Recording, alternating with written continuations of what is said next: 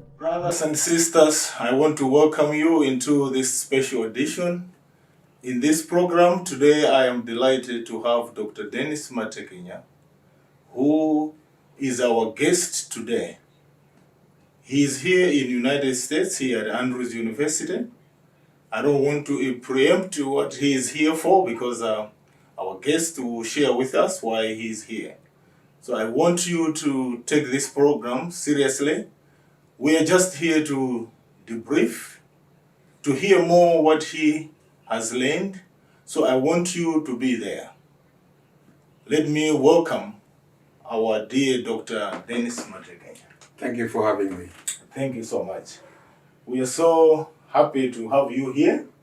And in this interview, we just want to debrief, to share, to just have some clarification or some other important information that you have gotten. Okay. So probably maybe let me welcome you into this program and also congratulate you for being a doctor. We are proud of you. Many of us, when we heard about the news, we did not have an opportunity to meet you in person, but we are so delighted. And also congratulate you for being a lecturer at Adventist University in Africa. Maybe let me just give you an opportunity to introduce yourself, and also you can share why you are here. Thank you very much. I am here at Andrews University following the Mission Institute that we are attending. I am Pastor Dennis Matekenya from Malawi, currently deployed by the General Conference of the Seventh Adventist Church to Adventist University of Africa in Nairobi, Kenya, where I'm serving the church as one of the faculty members in the university, specifically in the School of Postgraduate Studies, and I am a lecturer in the leadership program. I also lead or coordinate or direct the master's program in leadership, for which I'm responsible to ensure that students are recruited, trained, and graduated. Mm-hmm. The Seventh Adventist Church has got a program that is developed for training or orienting the General Conference employees that are deployed in cross-cultural settings. The Seventh Adventist Church at the General Conference, there are employees at the General Conference who are working from within the United States. Many of us know that the General Conference office is in the Washington, D.C. area, in Maryland. Those are local employees, but also the church attracts employees from the world field who come from various countries to take up their offices at the General Conference. It means they migrate from their home culture to work in a foreign culture at the General Conference office, and by virtue of their work, they find themselves also working globally in different parts of the world. On top of that, there's also another category of employees that don't necessarily work at the General Conference session, but they are deployed in the mission field. They call it from everywhere to everywhere. Okay. So you can have employees that come from the United States, but they're serving in Africa, in Asia, in Latin America, or in other parts of the world. So I am privileged to be one of the employees that are working within this structure from Malawi, serving in Kenya. Now, because I migrate across divisions, my home division is the Southern Africa Indian Ocean Division, but my workstation is in Kenya, which is East Central Africa Division. I am one of the General Conference employees. Now, because of the cross-cultural environment in which we are working, myself and my wife, it is mandatory that we go through cross-cultural training. And the General Conference organizes maybe 3 times, 4 times, sometimes even 5 times a year, where they organize training programs for cross-cultural ministry. And this time around, they held that training in the United States at Andrews University, where we were over 30 employees from the General Conference who came. We were about 30 employees from the General Conference who came with their families and some with their children to undergo cross-cultural training to prepare them or prepare us that when we go into another culture, another country, another environment, how do we ensure that we have got an effective ministry? Because cultural dynamics are very complex. And if you do not understand those complexities, you may be qualified, but fail to make a positive impact because of the cultural dynamics. So that's what the training was about. Okay.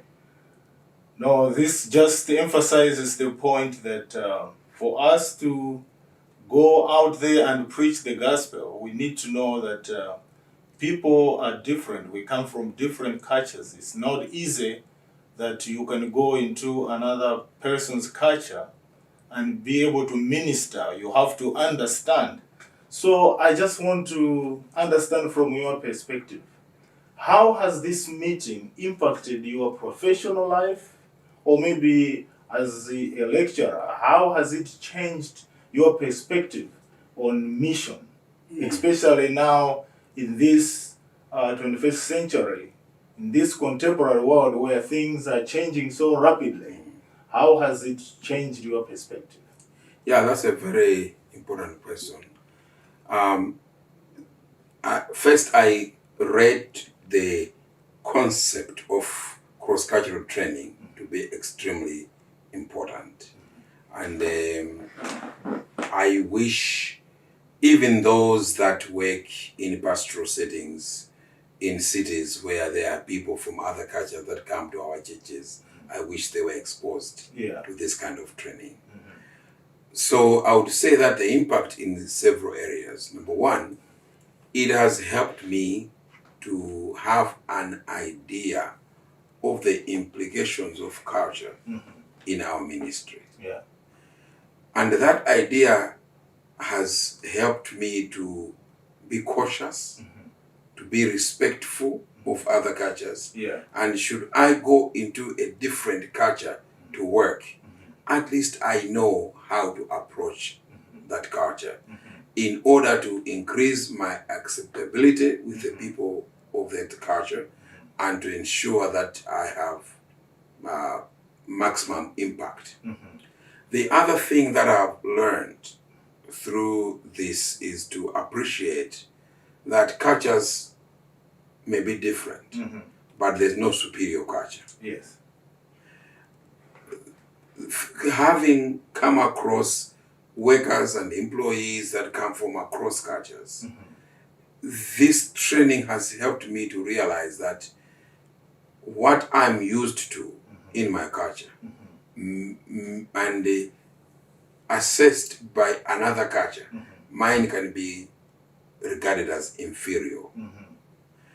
The same thing I feel like when I see someone behaving in a particular way from another culture, I'll look at them as strange. But this training has taught me that different as they may be, there's no culture that is better than the other. There's no culture that is superior to the other. And for me to be effective in my cross-cultural work, I need to learn to respect other cultures, adapt on those things that I'm able to adapt, and be able to embrace things from a different culture so that my work is effective. I am privileged that I already work in a cross-cultural environment or multicultural environment. Because Adventist University of Africa recruits people from across the world. Students come from across the world. Yes, we may be in Kenya, maybe in Nairobi, but when you enter the campus, you meet students from all over the world. And when you are in a faculty or staff meeting, you find that your team members are from across the cultures. So this training has now helped me as well to know how to relate to my colleagues on the same team, and also to relate to students from other cultures. Because the way cultures relate to authority is different. How they challenge or question or interrogate ideas is different depending on who has brought it, according to their cultural configuration. So this has also helped me a great deal to understand this. Finally, I would say that this training has helped me to realize that we need more cross-cultural training at every level of the church leadership. For example, I'll give a specific example in Malawi. Yes. We have workers that come from the US, Yes. from the Philippines, from other parts of the world, to work in our different institutions in Malawi. And for them to be successful, they need to be supported by the leadership. The support they get is more than implementation of policy. Yeah. There is an understanding of the cultural aspects of where they are coming from, or an appreciation that the workers they are bringing into the union or the country are bringing in different cultural perspectives. But do we have our leaders prepared to handle employees in a cross-cultural experience? You find that they will do the best that they can, but short of training or orientation in cross-cultural ministry, their support or work or understanding of the realities and experiences of the people we call missionaries will be defective because of lack of training. So it has also helped me to understand that working with people, whether under you or above you at the same level, from across cultures, is a complex exercise. Okay.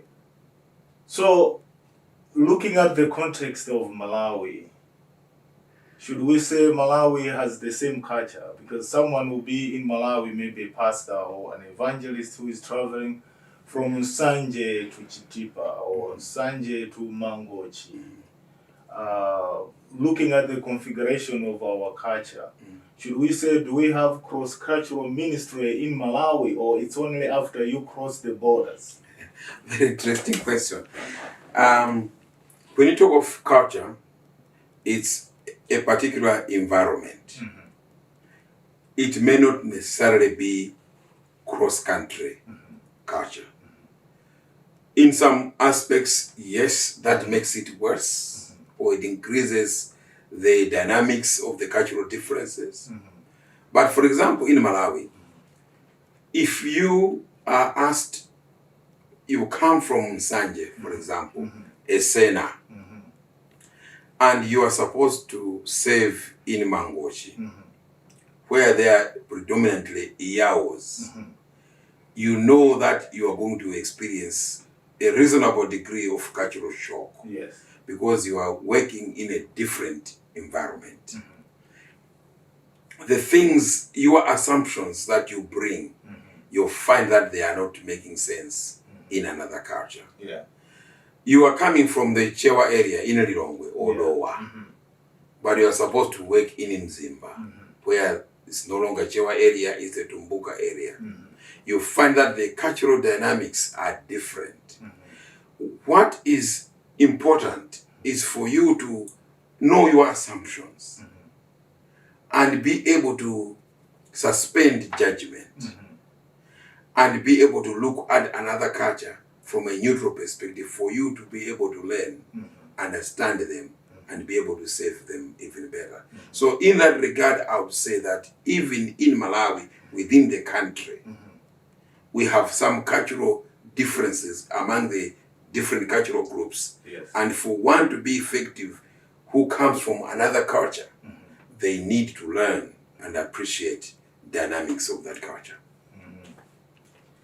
So someone might be listening right now that when we talk about intercultural ministry, and we have to understand, are we talking about adapting the culture fully? What are we talking about? Because someone listening right now is thinking that, okay, so you are saying I have to adapt to that culture. At what point, as Christians, are we supposed to put a break or to put brakes to say, no, this is not what I'm doing?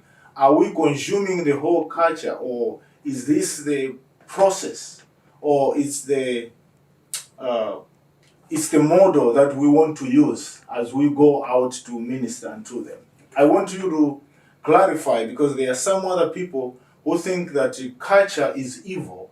So anything that is cultural is evil. What are we talking about here? Okay. It's a complex question you have asked, because culture, in its simple form, is the people's way of life. Yeah. Now, people's way of life can be the way they eat, the way they dress, the way they communicate, the way they marry, the way they bury, and the way they relate. As Christians, our model is that we use the Bible, or we take the Bible as the moderator of all cultures. It is the one that sanitizes our cultures. It moderates in order to be sure that what is best in every culture is preserved. What is not good in every culture is addressed and removed. For example, if you have got a culture that introduces alcohol to children, in that culture is acceptable. When you come from a culture that does not introduce alcohol to children, you come into that culture. You are not expected to adopt that culture and you begin introducing alcohol to your own children in order to show that you respect that culture. But there is a way of relating with them that still gives you an opportunity to show the love and compassion of Christ in a way that helps them to also appreciate where you are coming from and be able to adopt another culture. Because there's now, when we all come from our different tribes and traditions and cultures, we come with our own baggages. But when we accept Jesus Christ, there is kind of give and take. There are things that are prevalent in one culture that you cannot comfortably take them over into the Christian experience. Some of those things will fall away. But what is important is, if I find that a culture is introducing alcohol to children, how do I deal with them? If in my mind I'm looking at it as wrong and it must be corrected, my appreciation of that culture will help me to find the best way of doing it. That makes them feel respected. They feel like they are human beings, feel like they are not inferior to anything, but you are helping them to adopt a different culture, which is a Bible-based culture. So the cultural appreciation or respect does not necessarily mean you adopt everything in that culture, including those things that you know not to be correct according to Scripture.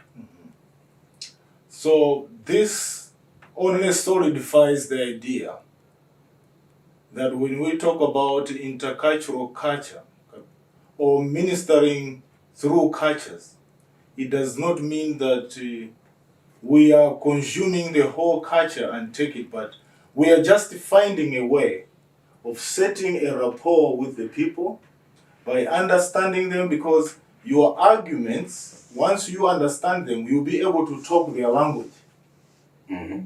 So I am also hearing you to say you have mentioned about food, dressing. So it does not suggest that we have to eat every food they are eating. Not necessarily. You are there to help them, not to condemn them, but you are there to teach them. Mm. So for you to teach them, you have to start from where they are and take them to the direction that God is leading you to. Am I saying something right? Or? That is perfectly correct. Because remember, in every culture there are things that are good and the things that are bad. Okay. What makes the difference is the skill of how to communicate that to the people in that culture.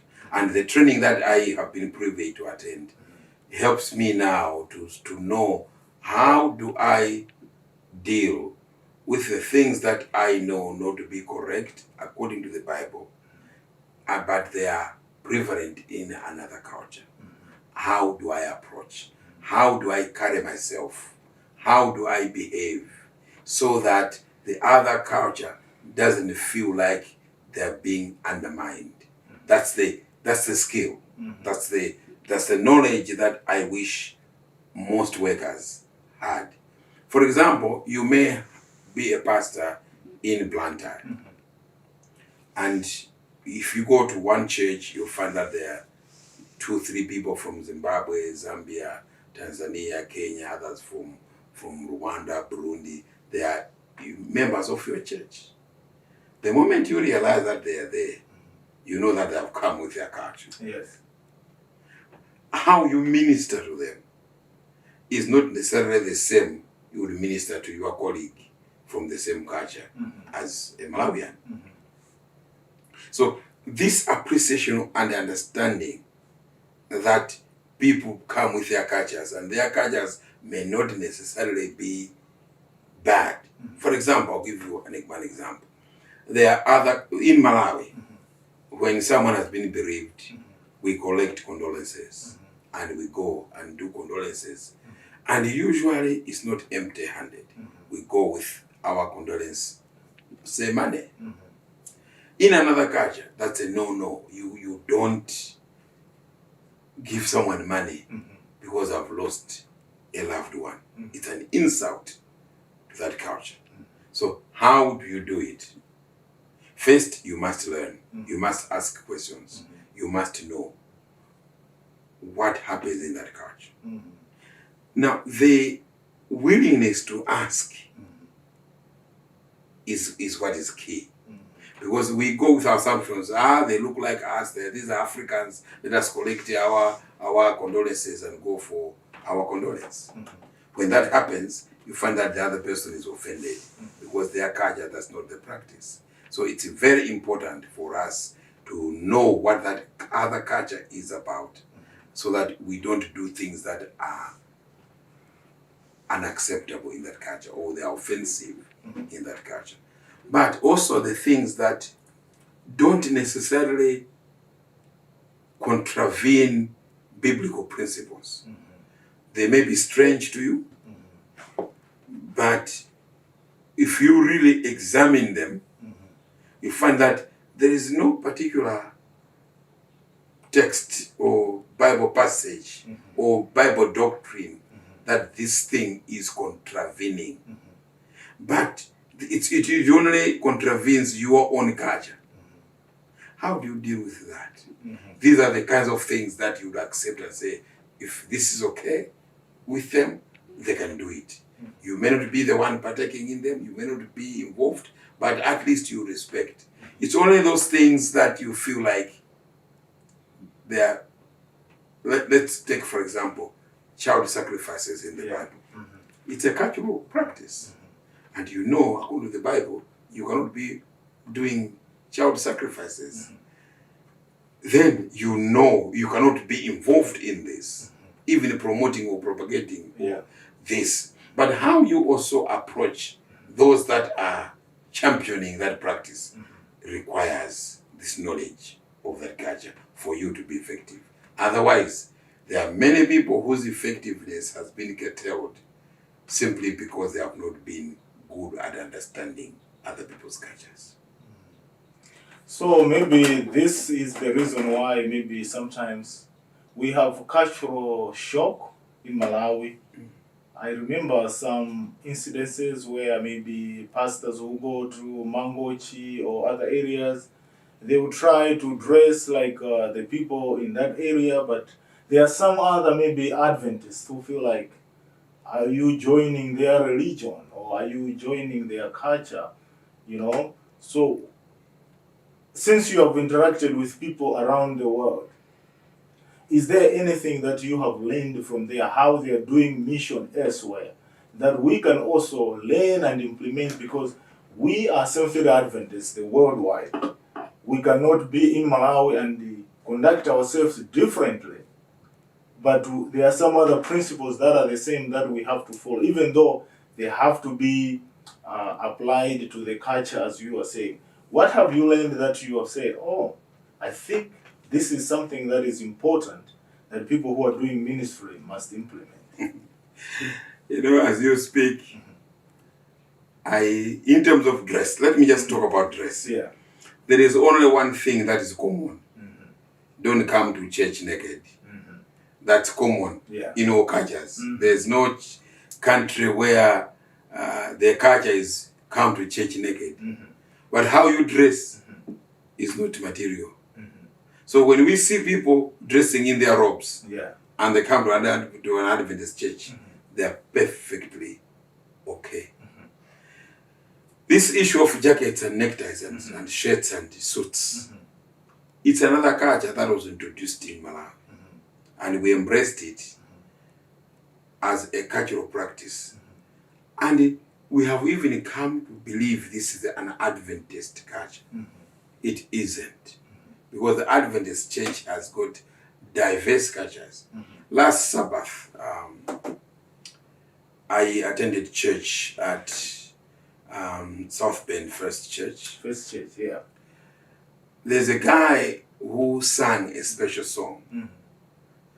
And when I watched him, he wasn't dressed in a short or a trousers, pair of trousers. He just wrapped himself with a cloth, like chitenje, but it was just a black cloth. He was singing a special song. And later I realized he's from Fiji. Yeah. He, according to his culture, was perfectly dressed for church. And I think he must have chosen his attire very well, knowing that he was going to sing a special song that Sabbath. Yes. But he didn't put on a pair of trousers. Now, if you come and say a suit, a jacket, or a dress or a skirt is Adventist culture, you'll be challenged by many cultures who say, are you saying because we put on robes, we are not Adventists? Just now, this week, people are going to the General Conference in St. Louis, Missouri. Yeah. People will be shocked. Who will be there for the first time to see that there will be Adventist pastors who will not be dressed in a suit throughout the General Conference session. Then people will say, is this Adventist? Yes, it is Adventist. And some will be up front offering prayers, reading scripture, some even preaching without a suit. So, but in another culture, if you forget a necktie at home, you'll find a spare necktie in the vestry because they believe it's an Adventist culture. Yeah. That it is culture to dress like that, I agree. It's culture to put on a jacket, a necktie, suit.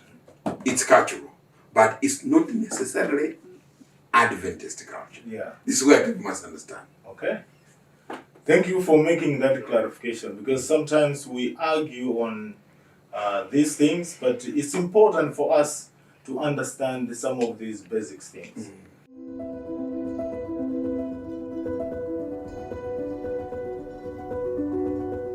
We just had a discussion about cross-cultural mission. You are here at Andrews University. I just want you to have your final comments, especially looking at Malawi Union, and you have been at the Adventist University. Considering that we have a university, we have a union, what are 3 or 4 things that you want to share that Malawi Union and the university can benefit from the training that you are having here at Andrews? Yeah, that's a very important question. Thank you very much for that. I have a few comments to share. Number one is that within Malawi, as a local union, there are cultural groups. Yeah. And our pastoral training at Malawi Adventist University does not have cross-cultural or multicultural elements towards the training. Yes. My recommendation would be that there must be an inclusion of intercultural training, even at a graduate, undergraduate program. Yes. It's very important because even within Malawi, as a context, there are many cultures, and you find pastors that come from Ncheu, as Ngonis, they find themselves working in Mangochi. They find themselves working in Nchinji among the Chewas. That is a point of cultural shock if people are not properly trained. The same thing happens when someone comes from the union. Yes. The moment you have been elected to be at the union, whether as an officer or as a department director, it means within Malawi situation, you'll be working interculturally. Yes. There is need for intercultural training, even if it is for a short-term training for those that have been elected to positions of leadership.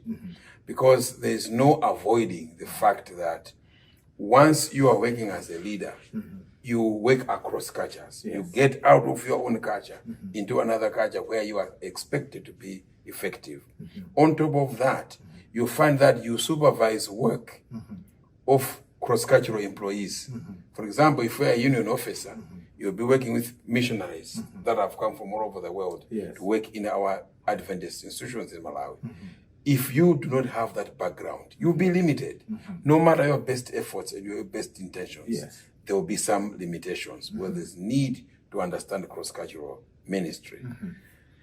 The other thing that I would recommend is that the Adventist Church has got lots of mission experiences or opportunities for young people, even for the professionals, to go into mission service. I would recommend that our young people in Malawi should be scouting the Adventist, the General Conference website, Adventist Frontier Ministry website, Adventist Frontiers Ministry volunteers. They must be checking these websites so that they are able to identify opportunities that are consistent with their skills, where they can go into mission service to lead. The last thing that I would recommend is that the church in Malawi should consider sending missionaries across the borders. And when we talk about missionaries, we're not talking about sending them to Europe or Russia. We can send missionaries to Mozambique. Yes. You can send missionaries to Zambia. You can send missionaries to South Africa. We can send missionaries even within these local environments. The Adventist Church in Malawi needs to consider this. Now, the first question that they'll be thinking about is money. Yes. Where do we get the money from? But you see, it is mission that attracts money. Yes. Not money attracting mission. There are many church members today who would be happy to be part of a mission service. If you announced, for example, Yes. that can each church member contribute 10 kwacha. I'm not talking of 100 kwacha. I'm talking of 10 kwacha, literally. How many members do we have in Malawi? We are getting over 800,000 members. If each one is able to give 10 kwacha per month, by the end of the year, they've given 120 kwacha per year. You find that if you put that money together, you are able to send a missionary somewhere.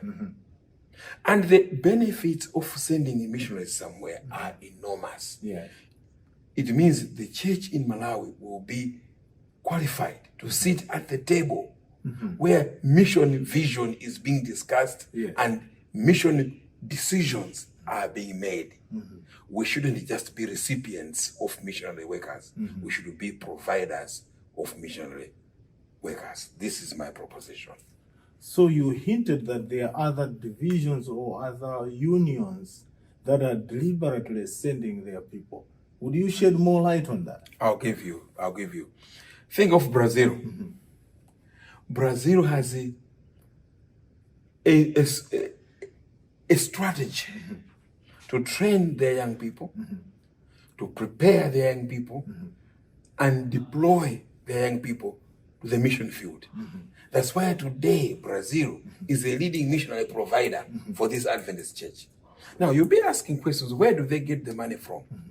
You will find that when their church members realize that our church is mission focused, they've got a mission vision, they have got a strategy for mission, they will be more inclined to support the work of the church than when they feel like we have lost the vision for mission. So church members, I would like to be associated with something solid, something practical, something that makes the difference in God's work. And God himself is interested in mission.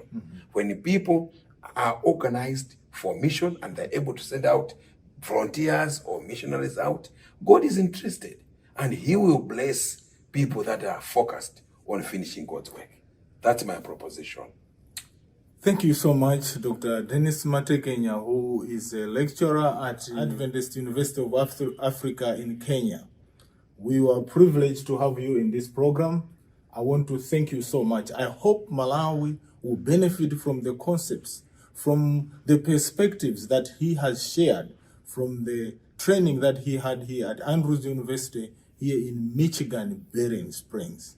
We are privileged to have this information that will transform the mission work in Malawi. I hope you will share this video with others.